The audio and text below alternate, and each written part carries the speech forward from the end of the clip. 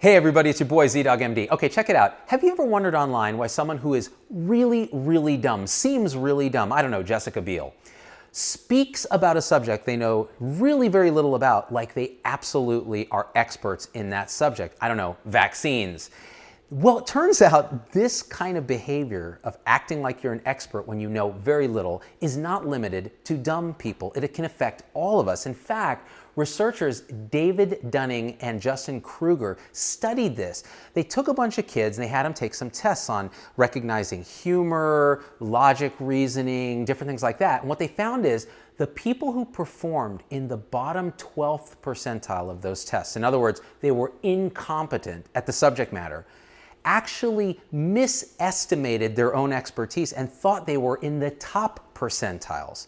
It's very common if you survey people, how good of a driver are you? 80% of people will say they are above average. That's statistically impossible. And this effect actually comes from a very human failing, which is when we learn a little bit, we don't know enough to know what we don't know. And this is crucially important in healthcare because people tend to do a little bit of Googling online and then feel like they're experts. You all have the uncle at the Thanksgiving table who goes on and on and on about, I don't know, geopolitics and knows not a darn thing. Well, it turns out in the public sphere, when someone like Jessica Biel comes out and says, I'm an anti-vaxxer, she's maybe done a few Google searches, right? And now thinks she understands immunology. The problem with this effect is that not only are you incompetent at the subject matter, but you have a double whammy, which is you don't have the metacognition, you don't have the understanding to know what you don't know, and so you're doubly dangerous. So what that leads to is an overconfidence, an overestimation of your own abilities. Another great example, American Idol. We all laugh at the kid who comes on and he's like, and I would always love you. And he's done. And he's like, nailed it. And then Simon's like, that was self-indulgent, it was terrible, and you should be murdered. Well, then the kid truly bursts into honest tears. They can't imagine why they would be wrong because they don't have the metacognition to know what they don't know, and what they don't know is that they suck at singing.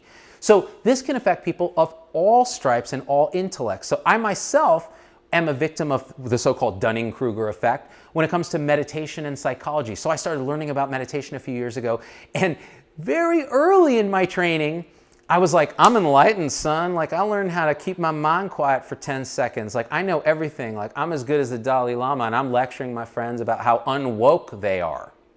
And people are looking at me like I'm crazy, because I was crazy, because the more I learned, then as my learning increased, and this is what Dunning and Kruger found in their research, the more you know, the less confident you get up to a point because you realize, oh, there's a lot more to meditation and enlightenment and spirituality than I thought, and boy, was I dumb. And the thing is, these aren't people who are fully deluded. They can look back and go, oh yeah, I was pretty off my rocker then saying these things.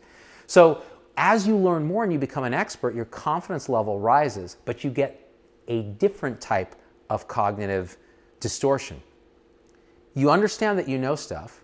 You get something called the Imposter Syndrome, where you assume everybody actually knows similar levels of knowledge as you do. And then you start to feel like, well, maybe I don't really know all that much, and maybe I'm not really worthy to be here. And it's a kind of a weird, paradoxical anti-confidence. The problem with expertise is assuming other people actually have the same knowledge as you is terrible if you're trying to teach and influence and persuade.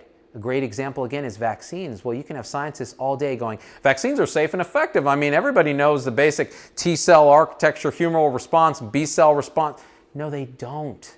They don't, all right? Jessica Biel probably barely took high school biology, and she doesn't know what she doesn't know. So it's on us to actually teach. So how do you overcome the effect of not knowing enough, right? And by the way, one more example. This is going to get people angry, but it's true and you know it.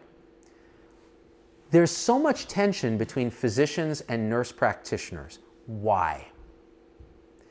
Because the training patterns for nurse practitioners are somewhat inconsistent. So you can get amazing training, a great preceptor who really, really teaches, and you can learn a lot, in which case that nurse practitioner practices amazing within the scope of his or her practice and knows what they don't know. They know when to rely on a physician or another specialist or somebody else to help them. Now, what happens if you don't get great training, or you do it all through an online course, or your preceptor isn't that good? And this can happen to physicians too. Well, then you're a victim of the same effect. You don't know what you don't know. You overestimate your confidence. You don't have the metacognition to know that you don't know what's going on, and that's when it's dangerous. That's when physicians who do have a level of expertise look at this and get very upset because they see the dangerous patterns. Physicians are also victims of this. So somebody who's not a specialist in urology might decide to treat somebody for something that's very complicated, but they don't know what they don't know in that subsurgical specialty. So this is a huge problem across the spectrum. How do we deal with it? Step one, keep learning. As you learn, your confidence starts to come down. If you go and take vocal lessons, you realize how much you really suck. This happened to me too. I would sing parodies and I would suck, and people would be like, yeah, they're great. Ah. And I'm like, yeah. Then I took vocal lessons and the teacher was like, yeah, you're terrible. And now I can barely pass, but I know what I don't know. And I'm sufficiently terrified to sing for that reason, which is good. Keep learning. The second thing is open yourself up to constructive criticism. Get people's honest opinions. Don't surround yourself with yes people, which brings you to the third thing. Challenge your own beliefs. You want to get past this idea of confirmation bias, where you're always just trying to cherry pick data to support what you already believe. That is a recipe for stupidity and cognitive distortion and mistakes, okay? So do me a favor. Become a supporter of the show. We get into bigger deep dives. Send us some stars if you want, if you support what we do and you want us to do more of it. Share this video so we can help people think about how to think and cut through the haze online, whether it's vaccines, whether it's raw water, people thinking they can do science when they can't, okay? We need experts for a reason. We need to learn for a reason. All right, guys, I love you, and we out.